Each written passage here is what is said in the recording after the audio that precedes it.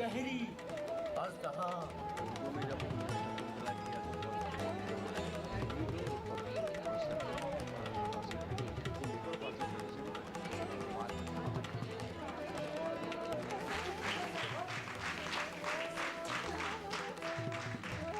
मुअज़्ज़िज़ नाज़रीन, हमने देखा कि पारसी थिएटर और आगा हश्र कश्मीरी ने उर्दू थिएटर को किस तरह बामे उरूज पर पहुंचाया।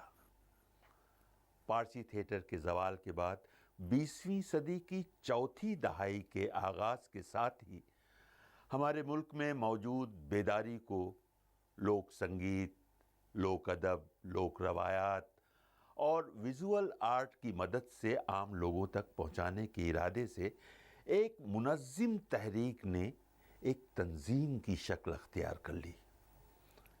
इस तंजीम का नाम रखा गया IPTA, Indian People's Theatre Association. IPTA का क़याम बम्बई में 1943 में अमल में आया। किसी भी फ़न के हवाले से इप्टा मुल्क की पहली ऐसी तंजीम है जिसने इलाके, रियासत, ज़ुबान और अक़ायद की बंदिशों को तोड़कर कुल हिंद सतह पर आम आदमी से रिश्ता कायम किया और उसे अपने साथ लेकर चला। इंडियन पीपल्स थिएटर एसोसिएशन के क़याम से क़ब्ल बंगाल में यूथ कल्चरल स्क्वाड और फिर बाद में कल्चरल स्क्वाड निहायत तेज़ी के साथ तहजीबी और सकाफ़ती महाज पर काम कर रहा था। दूसरी जानिब बेंगलोर में एक सिन्हाली खातून अनिल डी सिल्वा अवामी तहजीब और सकाफ़त को फ़रोग़ देने की कोशिश कर रही थी। उसने इस काम के लिए ड्रामे का इंतखाब किया और अली सरदार जाफरी के ड्रामे ये किसका खून है के साथ साथ और भी कई ड्रामे स्टेज कर चुकी थी, लेकिन उन्हें तंजीम का मुनासिब नाम नहीं मिल पा रहा था। आखिरकार होमी जहांगीर भाभा के मशवरे पर उन्होंने इस तंजीम का नाम इप्टा यानी इंडियन पीपल्स थिएटर एसोसिएशन रखा। उस जमाने के मशहूर मुसव्विर चित्त प्रसाद ने अपनी शाहकार painting call of the drums को इप्टा की नजर कर दिया और उस पेंटिंग को इप्टा का लोगो करार दिया गया। इप्टा के साथ मैं तो 65 से हूँ, 1965 गालिब का जो सेंटिनरी हुए ना, तब से मैं गालिब सेंटिनरी के लिए हम लोगों ने आखिरी शमा पेश किए थे, तो वो वहीं दीवान आम दिल्ली में किया था। तो आखिरी मुशायरा जो हुआ था मुग़ल ज़माने में वो भी दीवान आम में ही हुआ था। तो 100 साल के बाद उसी जगह हम लोगों ने आखिरी शमा किया। 1968 से बल्कि उससे भी पहले से मैंने इप्टा ज्वाइन कर लिया था और उसके सारे नाटक देखा करता था। और उस वक्त के जितने भी बड़े बड़े नाम वाले लोग थे जो इप्टा में थे, जैसे बलराज साहनी थे, कैफ़ी आज़मी थे, शौकत कैफ़ी थी, मनमोहन कृष्ण थे, ख्वाजा अहमद अब्बास थे, सत्यु थे, शमा ज़ैदी थी, इन सब से एक इंटरैक्शन होता रहता था और नाटक देखते भी थे और शो भी करते थे और कभी कभी बैक स्टेज पे भी पहुंच जाते थे। तो जाहिर है कि आप हर वक्त अगर थिएटर एक्टिविटीज़ में इन्वॉल्व रहें तो एक शौक़ होता है और एक राइटर को तो ख़ास तौर से तो हमको भी दिल चाहा कि हम भी कुछ लिखना शुरू करें। तो थोड़ा थोड़ा लिखना शुरू किया और लोगों को पसंद आया तो हिम्मत बुलंद हो गई। इस तंजीम ने खुले दिल से औरतों को भी अपने प्लेटफार्म पर मर्दों के बराबर जगह दी। इसकी जिंदा मिसाल खुद अनिल डी सिल्वा थी, जो इस तंजीम की रूहरवां थी। यही वजह है कि उस वक्त मुल्क के मसाइल के साथ फनकार खड़े दिखाई देते हैं। कहते बंगाल, जद्दोजहद आज़ादी, फाशिस्ट ताकतों की मुखालिफत और तरक्की पसंद तहरीक जैसे मुद्दों पर बहुत से बेदार मगज प्रोग्रेसिव और कमिटेड लोग देखते ही देखते एक प्लेटफॉर्म पर जमा होने लगे। मुख्तलिफ शहरों में इप्टा की शाखें फूट पड़ी।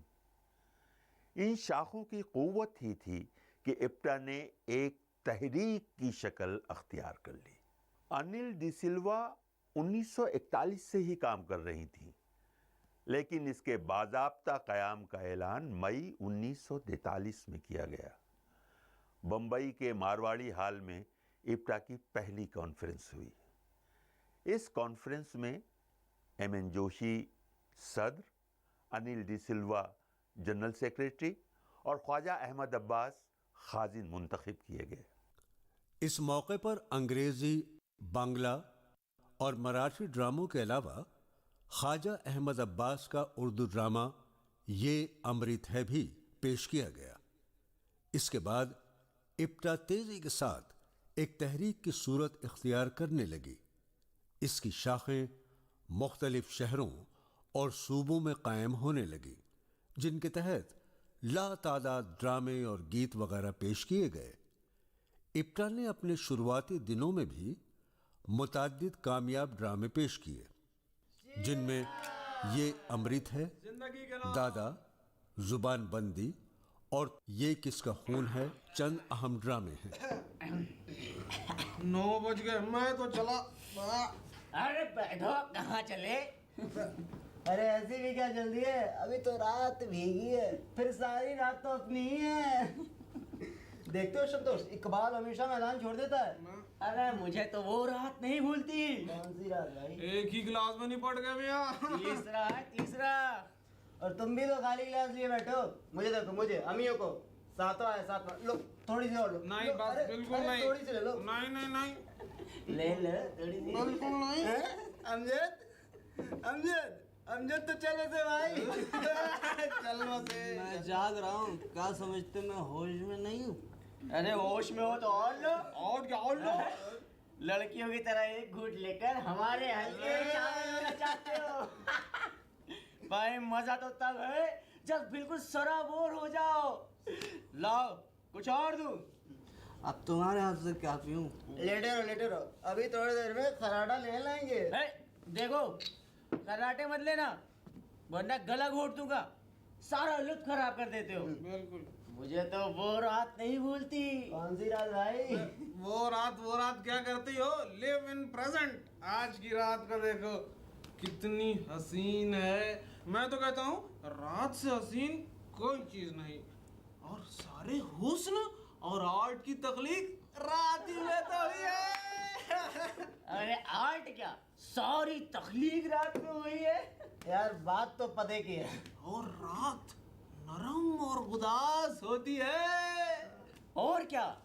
वो क्या है, कौन से शायर ने कहा है इरशाद इरशाद कि खैरियत जाने? गाओ गाओ गाओ। खैरियत जाने, खैरियत जाने के अंगूर के बेटा न हुआ। जी हाँ, बेटा न हुआ, बेटा न हुआ। खैरियत जाने अंगूर के बेटा न हुआ, बेटा न हुआ, बेटा न हुआ। जी हाँ, बेटा न हुआ, बेटा न हुआ, बेटा न हुआ, बेटा न हुआ। इकबाल, ये क्या हुड़दंग किसी हरकतें कर रहे हो? तो मैं तो सिर्फ गा रहा था, संतोष भी तो। इन्हीं के साथ तो तुम बिगड़ते हो। गा रहे थे या बेवकूफों की तरह नाच रहे थे? हम बेवकूफ हैं? अरे तुम्हें नहीं, इकबाल को बेवकूफ कह रही है। इकबाल को बेवकूफ कह रही है, इकबाल को। तुम मेरे मामूलात में दखल मत दो संतोष, मैं तुमसे कुछ नहीं कह रही। इकबाल खत्म करो, बहुत पी चुके। इप्टा से जुड़े हुए मुझे ऑलमोस्ट 35 साल तो ही गए।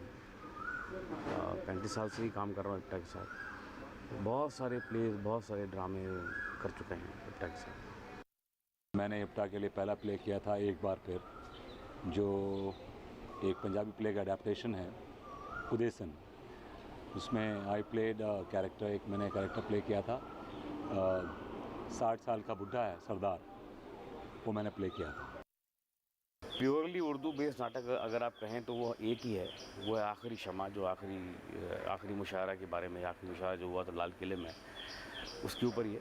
तो बाकी ये ज़रूर है कि हम लोग अच्छे अल्फाज, अच्छी लैंग्वेज और प्रॉपर जो है कि जिसको बोलते हैं कि एक पुख्ता ज़बान का इस्तेमाल ज़रूर करते हैं। तो उसमें उर्दू के वर्ड भी आते हैं, हिंदी के भी आते हैं, हर तरह के वर्ड आते हैं।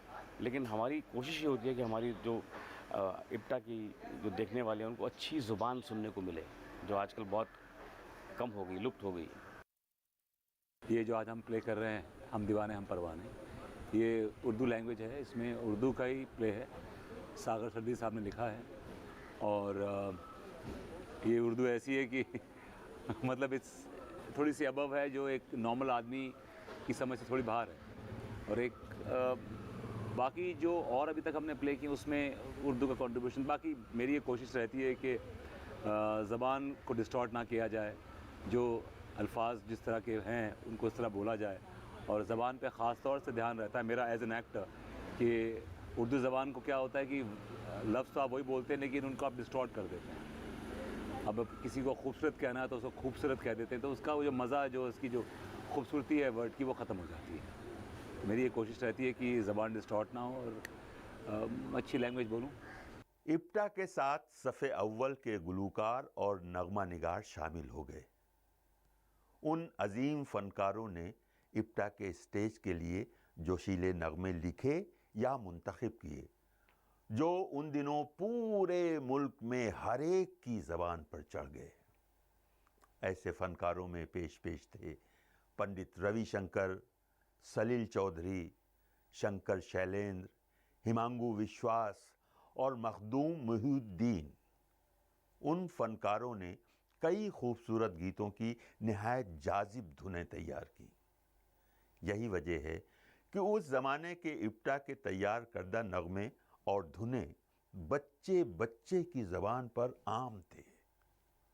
हर शख्स वतन परस्ती के जोश से सरशार और आज़ादी की धुन में सारे जहां से अच्छा हिंदुस्तान हमारा, भूखा है बंगाल रे साथी, भूखा है बंगाल, हम होंगे कामयाब एक दिन, तू जिंदा है तो जिंदगी की जीत में यकीन कर, जैसे नगमे बड़ी आसानी से गाता हुआ मिल जाता था। इप्टा की मंडलियां चौराहों, नुक्कड़ों और बस्तियों में इन गीतों को गाती और भीड़ जमा हो जाती। गीतों की मकबूलियत को देखते हुए इप्टा ने हिंदुस्तानी लोक डांस यानी फोक डांस को भी अपने स्टेज पर पेश करने का फैसला किया। इप्टा की आवाज़ पर उसका साथ देने के लिए रक्स की दुनिया के कई सुतून इप्टा में शामिल हुए, जिनमें उदय शंकर, सचिन शंकर और शांति वर्धन वगैरह पेश थे। उन्होंने क्लासिक रक्स के साथ साथ फोक डांस और कबायली डांस, छावला नोड़ी, डांडिया वगैरह को भी इप्टा के स्टेज पर पेश किया। इसके अलावा दूसरे रक्स मसलन कथक, भरतनाट्यम, ओडिसी वगैरह को भी उसकी असली सूरत के साथ साथ नाटक के फॉर्म में पेश किया।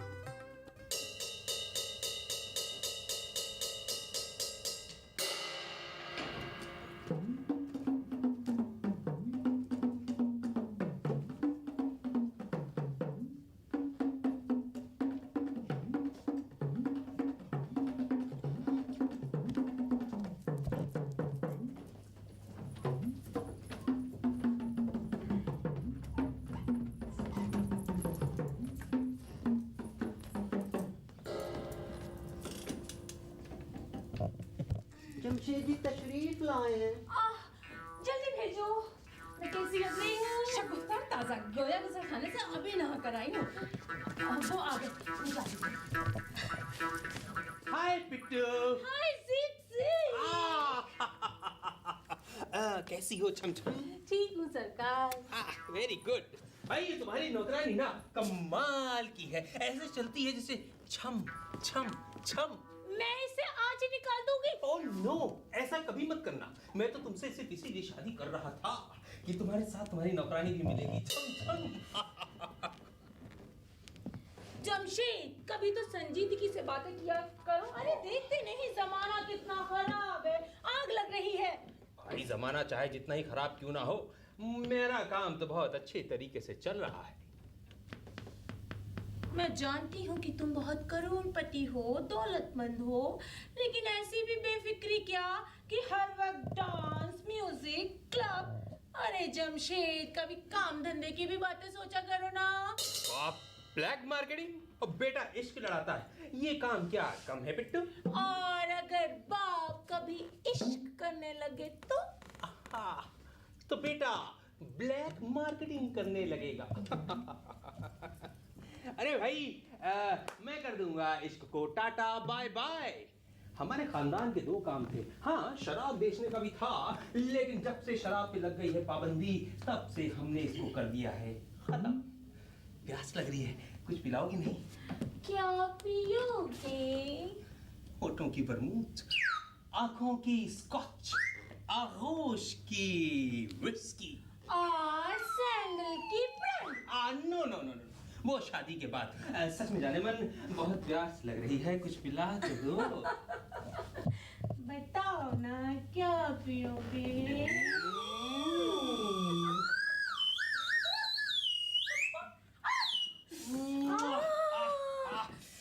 क्या तवील बोसा था, किस्मी जियो के जैसा। ना ना ना ना ना, उससे 10 सेकंड कम।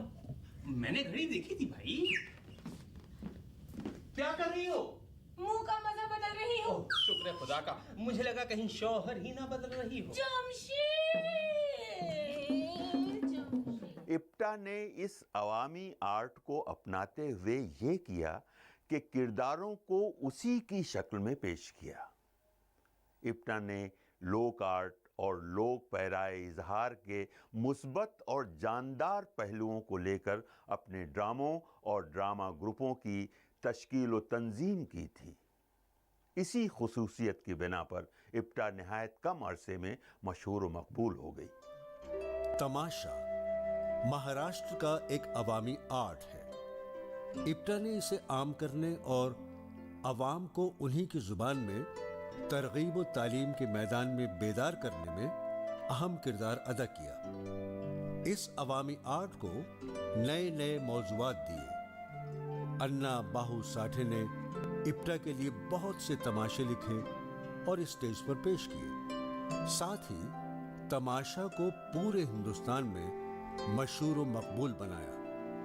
इसके अलावा दूसरे बहुत से ड्रामे फॉर्म हैं जिसे पेश करते हुए इप्टा ने अपने मकासद के मौजू को अपनाया, यानी अवाम के फॉर्म में अपनी बात कहने का फन इप्टा ने सिखाया।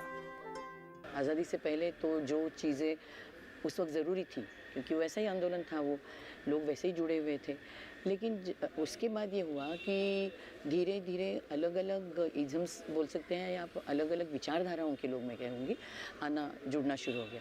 मतलब जो मीनिंगफुल थिएटर करना चाहते हैं या जो जैसे मैंने कहा समाज में जो कुछ गलत हो रहा है, चाहे वो सामाजिक प्रॉब्लम्स हो या पॉलिटिकल हो या रिलीजियस हो या आम आदमी के प्रॉब्लम्स हो, तो उनके बारे में जब भी कोई चीज़ खटकती है उसको एक कला के द्वारा, इस माध्यम के द्वारा, संगीत के द्वारा, फोक थिएटर के द्वारा या नुक्कड़ नाटक के द्वारा या फिर रंगमंच पे, जैसे भी आप लोगों तक ये बातें पहुंचा के उनको जागृत करने का काम इप्टा सालों साल से करती आ रही है। मालूम होता है आपको किताबें पढ़ने का बड़ा शौक है। हाँ जी। आपने कार्ल मार्क्स की किताबें पढ़ी? हाँ पढ़ी है, लेकिन मैंने उनकी एक फिल्म भी देखी है, कार्ल मार्क्स, जिसमें मार्क्स का एक भाई होता है कार्ल, और उसमें 2 भाई और होते हैं, बड़े ही अच्छे मस्खरे। नहीं नहीं, मैं मस्करों की बात नहीं करता, मैं तो दुनिया के अजीम तरीन फलसफी की बात कर रहा हूँ। ओह नो, मुझे ये फलसफा और फलसफी में कोई भी दिलचस्पी नहीं। मुझे तो कशीदाकारी पसंद है। मेरी अंदर जाओ। मेरी नौकरानी है, इसे खामखा हंसने की बीमारी है। जी मुझे खुद है, माफ कीजिएगा, प्यास लगी है। क्या पियेंगे आप, चाय या पानी? जी दोनों। मैरी चाय और पानी दोनों। तो आपको काशिदाकारी पसंद है, पर मुझे तो एडिटर साहब ने बताया था कि आपको सोशलिज्म में दिलचस्पी है। खैर, काशिदाकारी और सोशलिज्म का क्या ताल्लुक? नहीं, मुझे सोशलिज्म बहुत पसंद है। मेरे एक दोस्त है, सुदेश कुमार। वो मुझे समझाते हैं सोशलिज्म। अब देखिए ना, उनके बाप की ना 6 मिले हैं। आपको हाँ, क्या बोलूं मैं? जी, आप इसका मतलब सोशलिस्ट हैं? हाँ, मैं हूँ। और देखिए ना, मैं इंसानों को बराबर समझती हूँ। अब देखिए, ये मेरी नौकरानी, मैं इसके साथ टेबल पर एक साथ बैठकर खाना भी खाती हूँ। आप पूछिए। हाँ, अपने कुत्ते को मोटर में अपने साथ घुमाती हैं।